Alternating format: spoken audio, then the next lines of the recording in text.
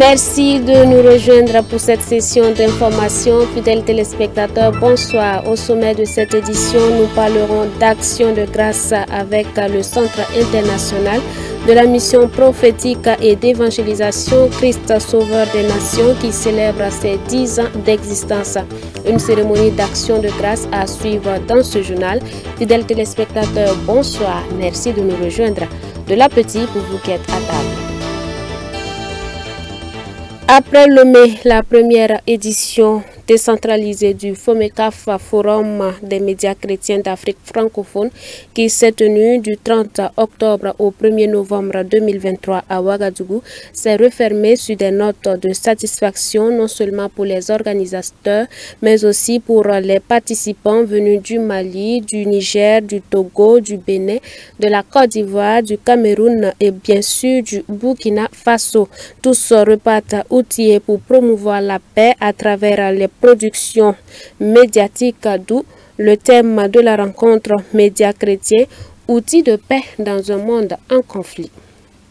Nous l'annoncions en titre, 10 églises annexes ouvertes en 10 ans. C'est l'œuvre du Centre international de la mission prophétique et d'évangélisation Christ Sauveur des Nations qui célèbre ses 10 années d'existence à travers une action de grâce ce dimanche 5 novembre 2023.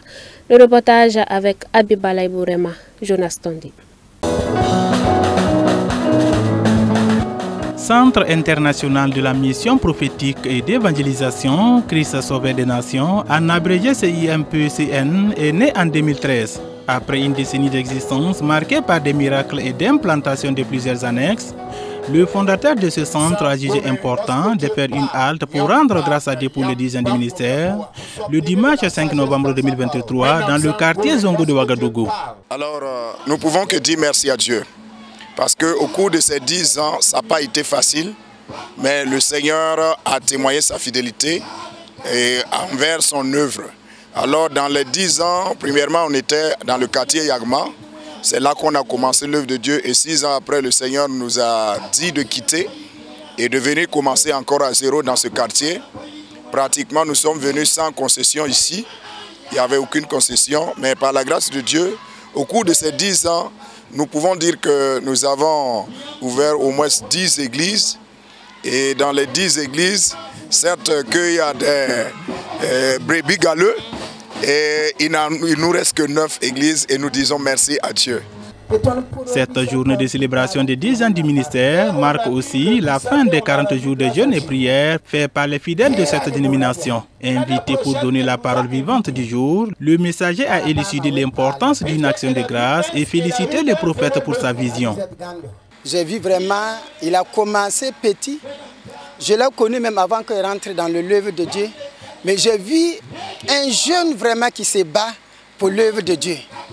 Vraiment, je vois vraiment, aujourd'hui, vous voyez, il a beaucoup d'églises, il fait beaucoup d'évangélisation, il fait beaucoup pour l'œuvre de Dieu. Donc vraiment, c'est à cause de ça que je suis ici. Si nous lisons dans le livre de Philippiens 4, 6, apôtre Paul lui-même dit de rendre grâce à Dieu pour toutes choses. A dit de rendre grâce à Dieu pour toutes choses. Si nous regardons la vie de David, nous allons voir que David, sa vie, tout ce qu'il faisait, c'est pour rendre grâce à Dieu.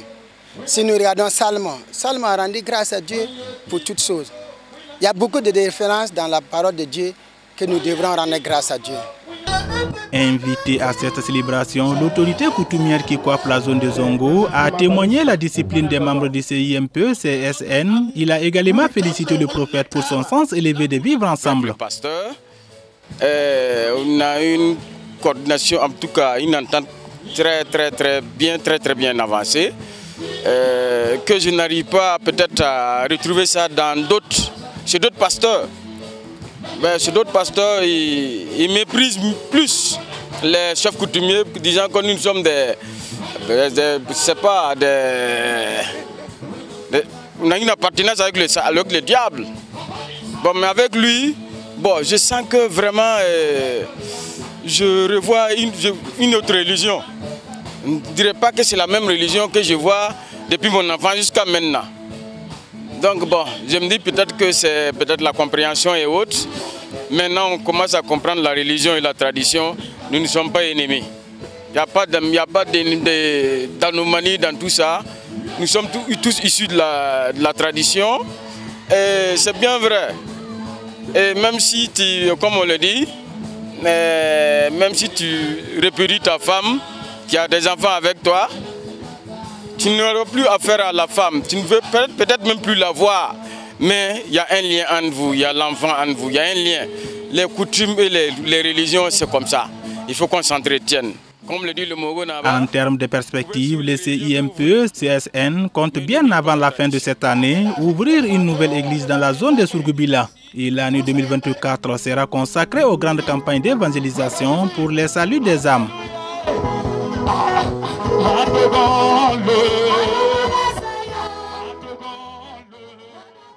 Et toujours dans le même registre ecclésiastique, temps de prière mensuel, l'église des Assemblées de Dieu de Godin, sise à quelques encablures de la ville de Sabou, a observé jeudi dernier un moment d'emphase spirituelle. Prédication de la parole de Dieu, prières de toutes sortes ont fait donc le menu de cette journée. Le reportage avec les images de Gédéon Tapsoba.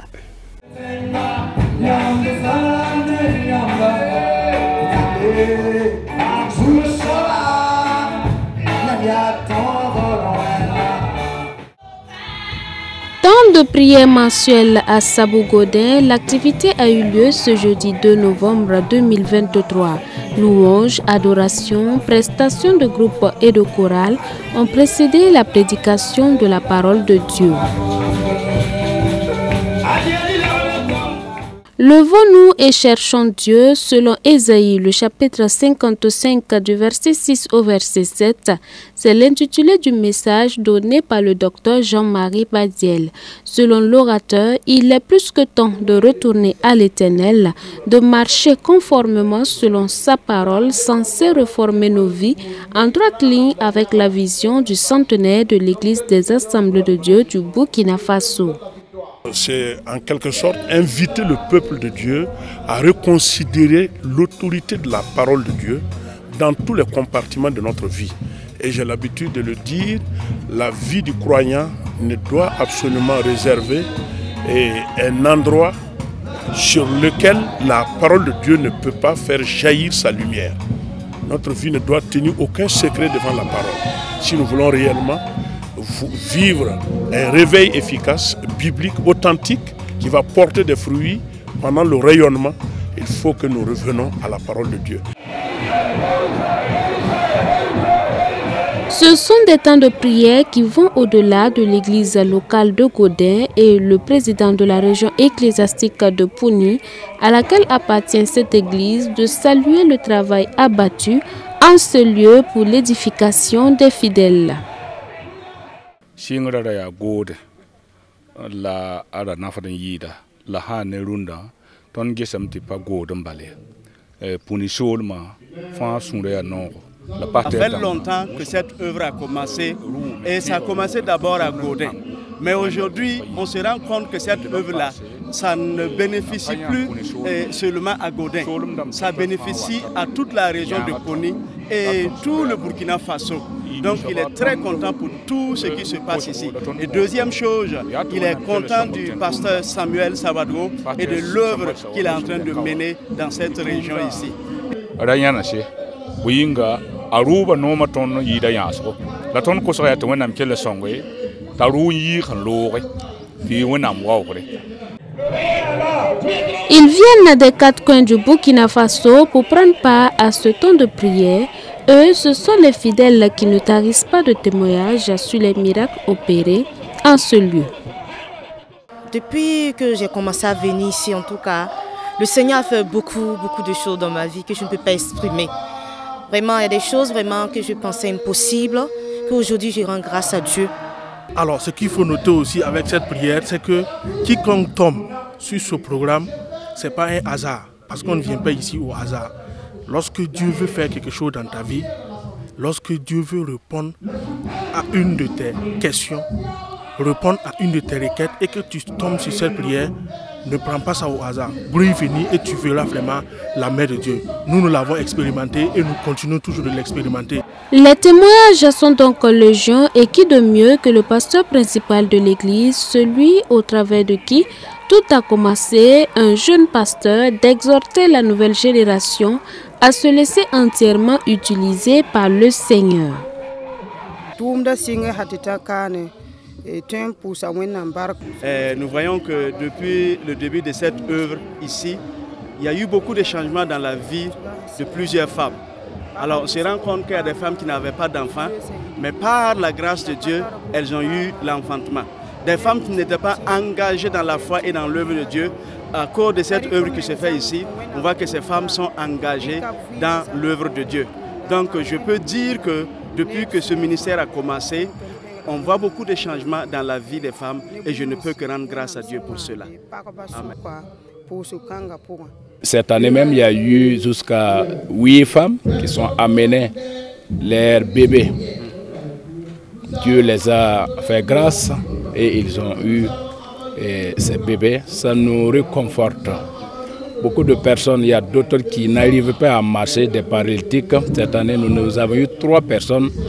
Ils ont été libérés. Et cela nous réjouit. Nous devons accompagner le message par des miracles. Ce que les apôtres faisaient, nous devons le vivre. Nous sommes appelés à le vivre. Ma joie est que je vois la nouvelle génération qui se lève, qui se donne à la parole de Dieu, qui se donne à la prière, et le Saint-Esprit les utilise efficacement pour l'agrandissement de son champ. Prières de délivrance et différentes requêtes ont été faites à Dieu pendant ce temps d'emphase spirituelle. En rappel, l'église des Assemblées de Dieu de Godin est située à quelques encablures de la ville de Sabou, sur la route nationale numéro 1.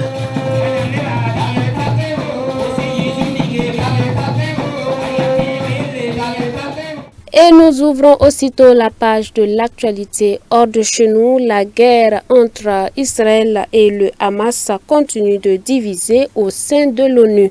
Le Conseil de sécurité n'est toujours pas parvenu à trouver une résolution donc concernant ce conflit dans cette partie du Moyen-Orient. Nouvelle réunion du Conseil de sécurité, nouvel échec. Après 2 heures de discussion à huis clos autour de la guerre entre Israël et le Hamas, les divisions l'ont emporté. Cette réunion des 15 membres de l'organe exécutif de l'Organisation des Nations Unies n'aura abouti pour la 5e fois à aucune résolution. Nous avons parlé de pause humanitaire et nous sommes intéressés par la recherche d'une formulation sur ce point. Mais il y a des désaccords au sein du Conseil sur ce qui est acceptable. Objet du désaccord, alors que les États-Unis demandent à Israël des pauses humanitaires pour permettre l'acheminement d'aide à la population gazaoui ou l'évacuation des habitants du nord de la bande côtière vers le sud, d'autres membres du Conseil de sécurité exigent un cessez-le-feu immédiat. Je pense que le besoin pressant sur le terrain, que tous les membres du Conseil ont reconnu, est le besoin humanitaire urgent. Mais je pense que le problème plus important, et de nombreux membres du Conseil reconnaissent que sans une cessation des hostilités appliquées immédiatement, bien trop de civils ont déjà perdu la vie et bien trop de civils continueront à perdre la vie, à moins que cela ne soit mis en place. Solution inacceptable pour Israël, une pause dans les combats permettrait au Hamas de se réorganiser, mettant en échec l'objectif de guerre d'Israël, éradiquer le groupe terroriste. Pause, cessez-le-feu, la France de son côté plaide pour une résolution progressive de la crise humanitaire en cours dans la bande de Gaza. Compte tenu de la gravité de la situation humanitaire et de l'ampleur des besoins de la population de Gaza, la France appelle à une trêve humanitaire immédiate. Cette trêve doit être durable et soutenue. Elle est absolument nécessaire et doit aboutir à un cessez-le-feu. Un cessez-le-feu exigé à l'unanimité par les agences humanitaires de l'ONU. Un peu plus tôt ce lundi, le secrétaire général des Nations Unies a appelé à un arrêt de l'escalade en cours. Antonio Guterres a une nouvelle fois condamné Israël, qu'il accuse de violer le droit international et d'avoir transformé Gaza en cimetière pour enfants. Et pendant ce temps, l'Amérique réitère son soutien à Israël. Regardons. Rencontre officielle entre le ministre israélien des Affaires étrangères Eli Cohen et le nouvel ambassadeur américain en Israël Jack Lew à Jérusalem ce mardi. Au menu des discussions, le soutien américain à Israël, le maintien de la paix dans la région, la lutte contre l'Iran et ses proxys et surtout la libération des otages. Nous ne nous arrêterons ni ne garderons le silence jusqu'à ce que chacune des personnes enlevées revienne, saine et sauve dans sa famille. Leur libération est la priorité nationale, au même titre que l'élimination du Hamas à Gaza. De son côté, l'ONU semble s'inquiéter davantage de la situation humanitaire à Gaza. C'est le premier anniversaire de cette incroyable escalade de violence à laquelle nous avons assisté. Du point de vue des droits de l'homme, je suis bien sûr extrêmement inquiet de la situation, de ce qui se passe, et il est vraiment important qu'une solution soit trouvée pour mettre fin à la violence et sortir de cette horrible situation humanitaire. Un point de vue partagé par Moscou. Selon le porte-parole du Kremlin Dmitri Peskov, les négociations se poursuivent avec Israël, l'Égypte et les Palestiniens pour garantir l'acheminement de l'aide humanitaire à Gaza. Même son de cloche du côté de Tokyo. Les ministres britanniques et japonais des Affaires étrangères ont convenu de travailler à une pause humanitaire à Gaza. En ce qui concerne la situation urgente en Israël et en Palestine, nous avons convenu de coopérer pour œuvrer à une pause humanitaire qui garantira la libération immédiate des otages, la sécurité des civils, un engagement de toutes les parties à agir conformément au droit international, un apaisement de la situation actuelle et l'amélioration des conditions humanitaires. Une solution inacceptable pour Israël, une pause dans les combats permettrait au Hamas de se réorganiser, mettant en échec l'objectif de guerre d'Israël, éradiquer le groupe terroriste. Nous parlons de sport avant de terminer cette édition du football pour les personnes de petite taille. L'équipe marocaine de footballeurs nés se met au point donc pour leur première édition de la compétition internationale de football qui se tient actuellement en Argentine. L'équipe marocaine de footballeurs nains a poursuivi vendredi ses préparatifs en vue de la première édition de la compétition internationale de football réservée aux personnes de petite taille qui se tiendra en Argentine à partir du 6 novembre. Le Maroc a battu l'Irak en mai dernier pour assurer sa participation à la compétition et affrontera la Bolivie lors de son match d'ouverture le 7 novembre. Au début, en tant que nains, nous étions confrontés à de nombreux problèmes. Nous jouions au football avec des personnes de grande taille dans les quartiers et nous n'étions pas capables de jouer seuls dans notre catégorie. Nous n'avions aucune connaissance en la matière, nous n'avions jamais joué ensemble auparavant. C'est moi qui en ai eu l'idée et je ne m'attendais pas non plus à jouer au football avec des nains et encore moins à participer un jour à la Coupe du Monde, la Copa América et entraîner la sélection nationale. La Copa América va être l'occasion pour ces joueurs de faire passer un message de tolérance et surtout de déconstruire les stéréotypes attribués aux nains. Pour Ulsam Asghir, le combat contre les idées reçues s'ajoute à celui de la compétition. Nous avons choisi le football et lancé notre projet en tant que première équipe marocaine de football pour les personnes de petite taille en Afrique et au Moyen-Orient. Notre idée est née et nous nous sommes dit pourquoi ne pas choisir ce sport populaire pour atteindre nos objectifs. L'une des choses les plus importantes que nous ayons accomplies est de changer le regard que la société portait sur nous avant la création de l'équipe de football. Cette association sportive est la première au Maroc qui se préoccupe de l'intégration de ce groupe dans les compétitions internationales. Actuellement, 300 joueurs nains évoluent sous la bannière de cette association. Voilà qui met fin à cette édition. Mais rappelons que dans ce journal, vous avez pu suivre le culte de célébration des 10 ans d'existence du Centre international de la mission prophétique et d'évangélisation Christ Sauveur des Nations. Bonne fin de soirée à vous. Demeurez bénis en Christ Jésus. Xavier Ouedraogo a réalisé cette édition.